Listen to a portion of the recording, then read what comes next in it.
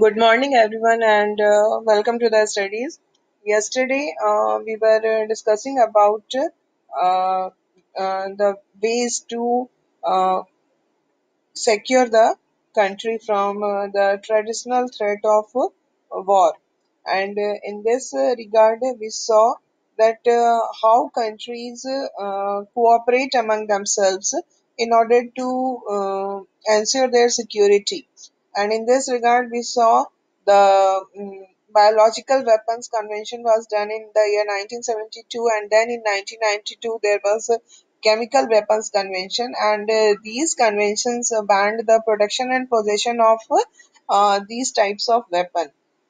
These are for the purpose of limiting the loss which can happen because of war. The main aim is to limit the harm, limit the extent of loss which can happen to the countries if the war breaks out. And in this regard, there are many disarmament and arms control treaties were also done among different countries, and the main purpose of these arms control treaties and disarmament is to reduce the arms, to reduce the certain types of arms in the country, in the world, so that there can be um, less loss of lives in the situation if war breaks out. And this type of disarmament and arms control treaties can be achieved only because of cooperation among different countries. If the countries are not cooperating, then in that case it is not possible for them to undergo this type of treaties. In this regard, we have discussed in these are also discussed in chapter one. In chapter one, salt two, then start two, start one, or NPT. All these are discussed yesterday. Now today, we will consider uh, another method which is adopted by the countries in order to secure itself from the threat of war, and that is confidence building. Confidence building is used as a means to avoid violence. It is a process in which countries share ideas and informations with their rivals. They are sharing not everything, but to a large extent, so many things with their rivals. And the purpose of this sharing of information is to make confidence to the purpose of sharing this kind of information with the rival is confidence building.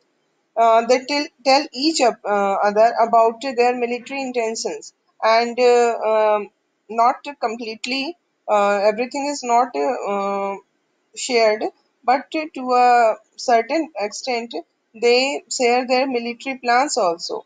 And in this way, they want to convince the other side that they are not planning any kind of surprise attack. So in this way, what happens that confidence building is maintained there. They also tell each other about the kind of forces they possess. They can also share information on where those forces are deployed. So in this way, this is a process which ensure that rivals do not go to war through misunderstanding or misperception. There should not be any kind of misunderstanding between the especially the neighboring countries. They must know about the intention of each other, and in this way what happens that the possibility of war reduces because there is a atmosphere of confidence between the countries. So what we find that the traditional concept of security is principally concerned with the use or threat of use of military forces. Force is the ultimate thing. It is threat is also coming because of force, and the method to achieve security is also force. So force is both. It is the cause of threat also, and it is the means of achieving security also. So the traditional notion of security is concerned only with force. Okay, now we have completed the traditional notion of security. Now we are moving to the non-traditional notion of security. In this context, uh, we find that non-traditional concept of theory is not concerned with military threats only, because in this the most important question is security for who. If we are talking about security, we are talking about security of who? Who are to be secured? What is to be secured? In the traditional concept, what we find that the security of the state, the security of the territory, the security of the sovereignty, the security of the governing institutions of the state was the main concern. It is connected, it is concerned only with the security of the sovereignty, territorial integrity, and governing institutions of the state. Other than this, in traditional concept, security means nothing. But in the non-traditional concept, what we find that when we ask security for who are the what is to be secured, the answer is that we don't want to only secure the state, but what is important for us, that is individuals or communities which are who are living in the state. So in the non-traditional concept, people who are forming the state, people are the main concern, they are the main focus of the security. So that is the reason that a non-traditional view of security is also called human security, because it is concerned with the security of the people. And this human security or global security it is also known as global security. So in this security, protection of people is far more important than the protection of a state. Human security and state security, it is said that both are same. If the state is secured, then automatically the people who are living inside the state, they will also be secured. But this is not the case. This is not true, because many times what we find that the state may be secure, it may make itself secure from the attacks from the outside powers. But that security does not mean that the individuals, the people who are living inside the country, they are also secure, because our experiences is full of the incidents of genocide. The government sponsored violence is there. So in that case, the country is secured from the outside forces, but it is not secure. The people of the country are not secure, because there is a threat to their life from the government itself. So this is the new concept of security.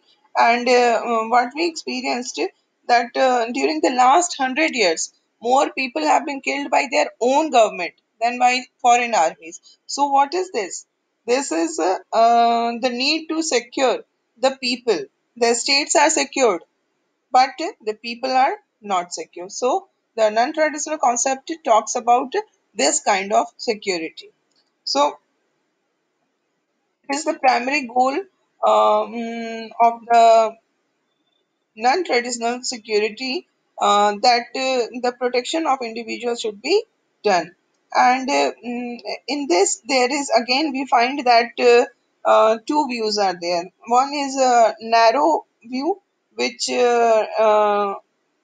deals with only which keeps in mind only violent threats to individual. The narrow concept of human security focus only on violent threats to individual.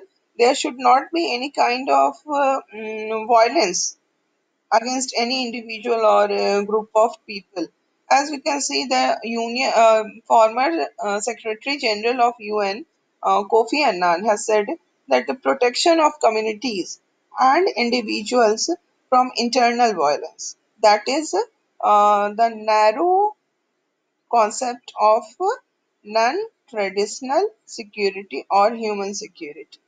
They are talking only about violence, internal violence. Now the threat is violence which is generating from inside the boundary of the country. This source of this violence is not outside the country, but it is generating inside the country. And this concept, this narrow concept of human security, deals with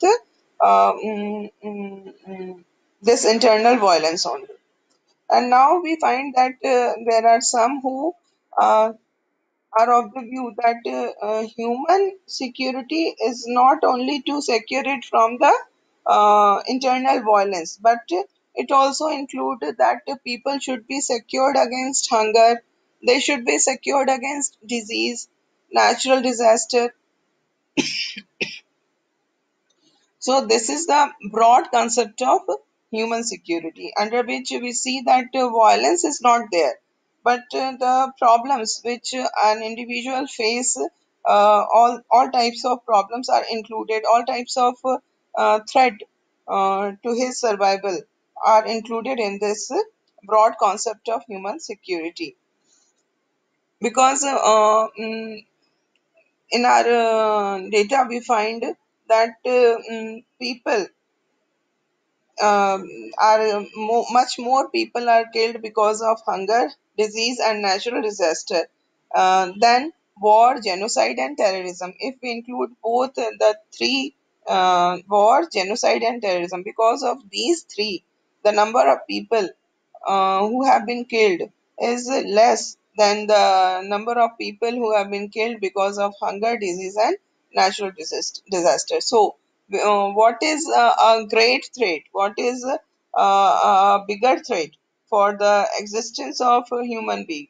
Bigger threat is not war, genocide, or terrorism, but the bigger threat is poverty, bigger threat is hunger, bigger threat is disease, and environmental concern is also a bigger threat. So, in this way, this is the broad concept of human security. So, human security policy should protect people from all these kind of threat, as well as they should also be protected from internal and external violence. Okay, so the human security encompasses economic security and threats to human dignity. uh, it deals with that a person must have economic security. Economic security means he must be free of poverty, he must be free of hunger. All the basic needs of life must be fulfilled. So then we will say that he is economically secure. Now there is another kind of security, there is another kind of threat, and that threat is regarding dignity of a human being. A person must be secured against that type of indignity. He must be able to live his life in a dignified manner. And for that, what is required? The requirement is freedom from fear. There should not be any kind of fear in the mind. Then only a person will be able to live the life of dignity. And this is also this also comes under the security. It is the broad concept of human security that deals with economic security, that deals with human dignity. So this is also important. Now we see that the idea of global security emerged in the 1990s in response to the global nature of threats. What happened that in 1990s we experienced some threats which the threats which were global in nature. For example, global warming. It is a kind of threat which is a problem not only for a particular country, but the whole world is facing this situation, and the whole world is under the threat of global warming. Then terrorism also rose to so much so it rose so much so that it became a international threat. In today's world, we cannot say that a particular country or some countries are threatened by terrorism, but actually terrorism is threatening all the countries of the world. So all the countries of the world are uh, threatened by terrorism, and they need security against this terrorism. So the nature of threats are changing with the passage of time. What we see that the nature of threat has become global.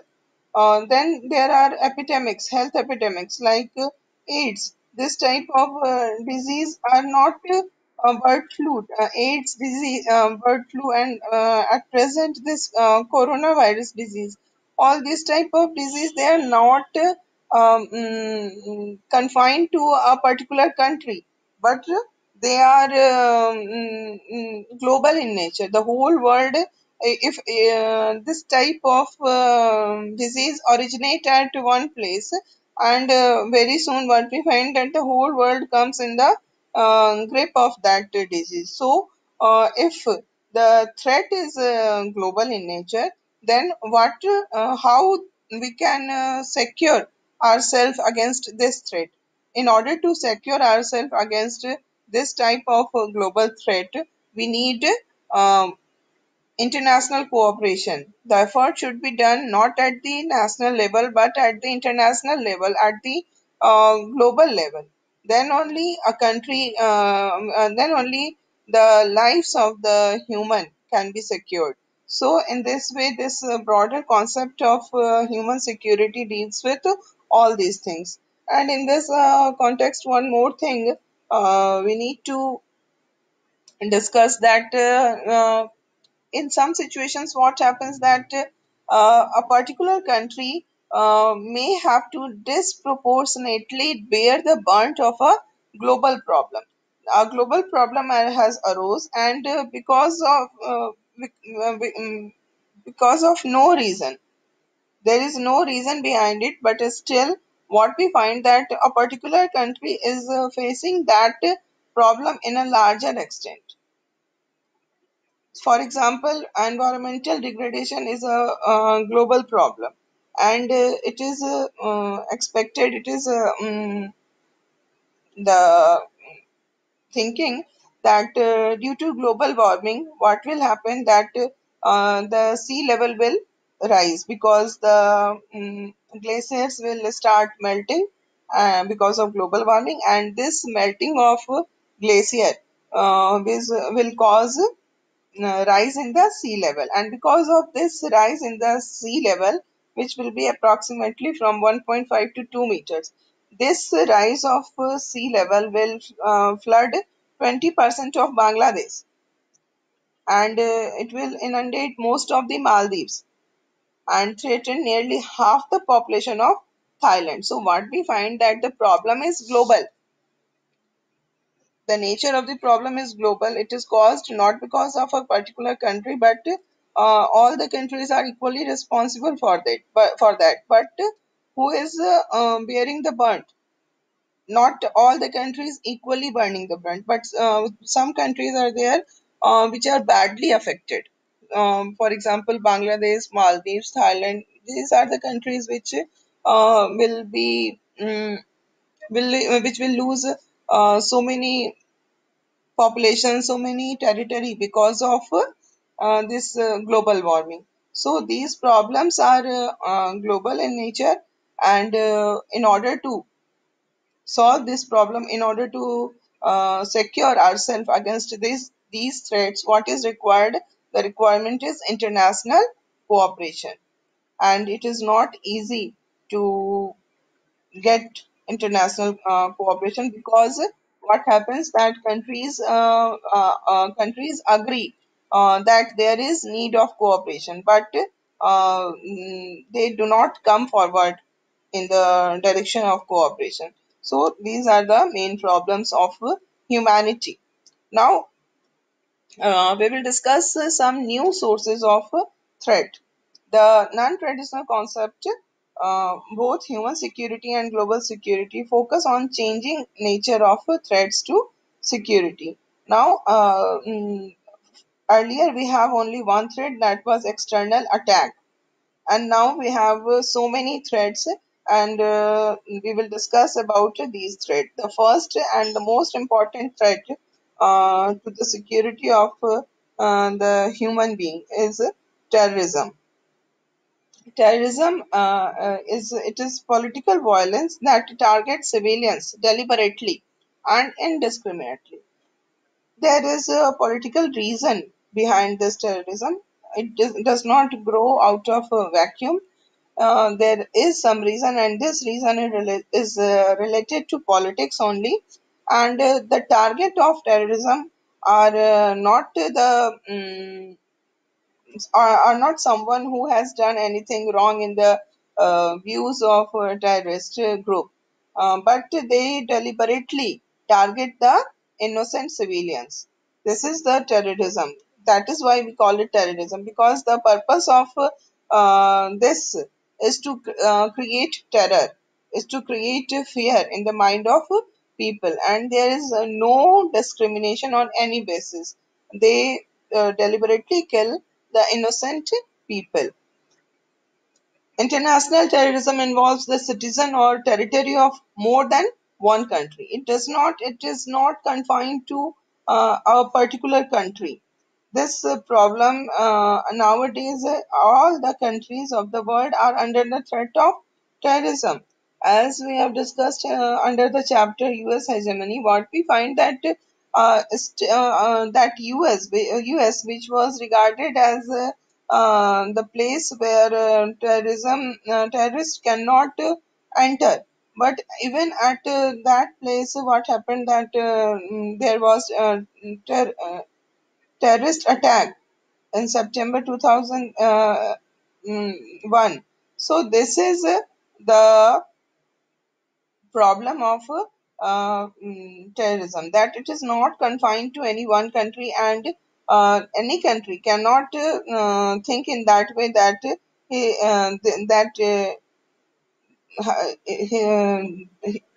his country is completely free of that threat. So even in Pakistan, it has been alleged by the world community that terrorism is flourishing in Pakistan, in Afghanistan also. Even in those countries, what we find that there is terrorist attack, bombarding is there through these terrorist outfits. So this is not that any country is free of this threat. Every country is under the same amount of threat. So there is need of international cooperation in regard to fight terrorism. Terrorist groups, they seek to change a political context or condition that they do not like by force or threat of force. The terrorist group, what is their purpose? It is political in nature. They always want to whatever is existing, they are against that. They want some change. They want to change the condition. They want to change a political context, and in order to change that condition, they are using force. And civilian targets are usually chosen to terrorize the public and to use the unhappiness of the public as a weapon against national government or other parties in conflict. So why it uses civilians? It uses civilians in order to create terror, fear of terror in the mind of people. And it will in a way it will put pressure on the government to fulfill their demands, because any government will not like the killing of the innocent civilians. So, in this way, they work. The classic cases of terrorism involve hijacking of planes or planting bombs in trains, cafes, markets, another crowded place. So, what is the way to create terror? How do terrorist organizations create terror? Many times they hijack the planes, and in this way they put pressure on the government to fulfill their demands. And many times they put bombs at the crowded place. Their main aim is to kill more number of people, and in order to achieve that aim, they usually put bombs in the crowded place, for example malls, trains, cinema halls. Our country has witnessed such terrorist attacks so many times, and we have experience of that terrorist attack. And after the attack on World Trade Center by the terrorist group in September 2001 in America, the now it has become a more global problem, and now all the government and the public have started giving more attention to terrorism. And there is a concentrated effort from the international community to fight this terrorism. Now, human rights are also classified into three types. The first type is political rights, such as freedom of speech and assembly. Now, what you have studied in your fundamental rights under the which is given under Part 3 of the Indian Constitution, we have many political rights. These political rights are included in the human rights. The second type is economic and social right. Then there is economic right, to, for example, right to livelihood, equal pay for equal pay for equal work. All these comes under economic rights. Then there are social rights, that every public place should be accessible to all. There should not be any discrimination on the basis of gender or caste or class or creed. All these things are there. The first type of human right is political right. The second type of human right is economic and social right. And the third type is the right of colonized people or ethnic and indigenous minority. So, there are in all countries there are minorities who are indigenous people. You will read about this indigenous people in the coming chapters. Indigenous people are those people, they are tribals, and they have not accepted the changes. They have not changed according to the change in the time, according to the modern time. They have not changed, they have not accepted anything new, and they are the indigenous people who are still living in the manner in which they used to live long ago.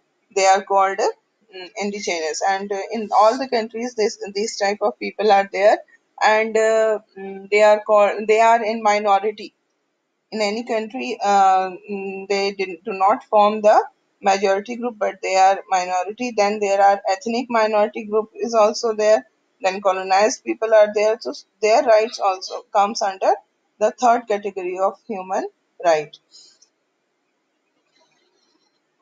Now, there is controversy in the international community, though all are agreed on this classification, but they do not agree on which set of rights should be considered as universal human rights, nor what the international community should do when rights are being violated. So, the international community is agreed on this categorization of rights, but they do not agree on which human right should be considered universal and what should be done in case of violation of human rights. So, in at present, what we find that threat to human right is one of the most important security concern of the international community, and it is very much important to secure the human rights of the people.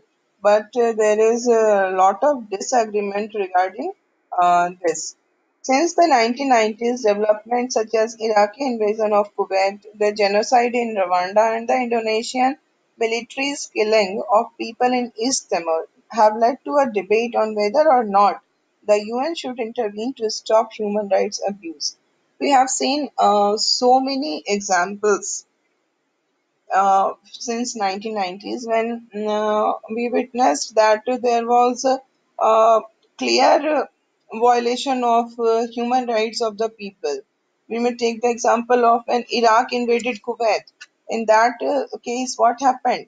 That the human rights of the people of Kuwait was violated. Then there was genocide in Rwanda.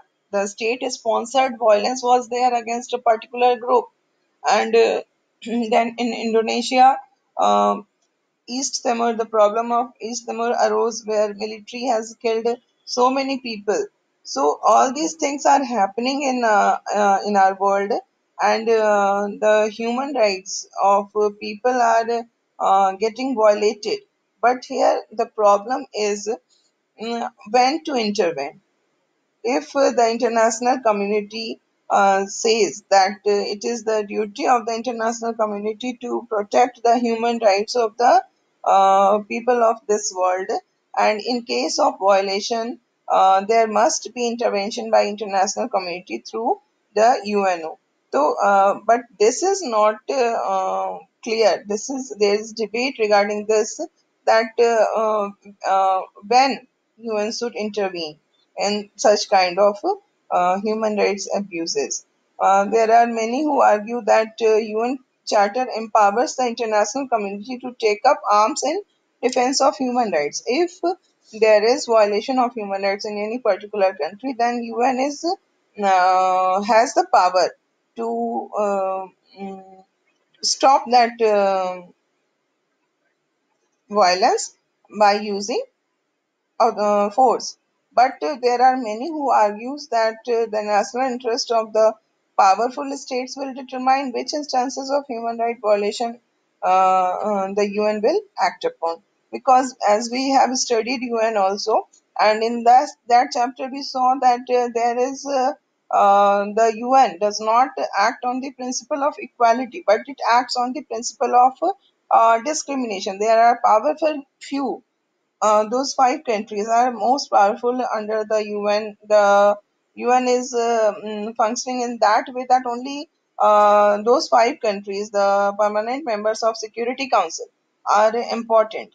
And any activity which is done by UN, it is not the decision of the all the members, majority of the members of the community of the United Nations, but it is the decision of those five powerful countries. And That too, only one country can stop any resolution. In this way, what will happen, that if the UN has the power, yeah, UN is starts using its power to intervene in the internal matters of any country on the ground of violation of human rights, then these powerful countries will um, mm, they will actually use the powers of the UN, and the country which is in their group, in the group of these any of these countries, they will stop the UN intervention in that country. And if the country is not in their group, then they will and if they want to control the government of that country, then they will support the intervention by the UN. So UN is not a body which acts on the principle of equality. So if we give that power to UN, that it can intervene in the internal matters on the ground of violation of human rights, then it is very much possible that it will misuse its authority. So now for today's, this is all, and now we will meet tomorrow.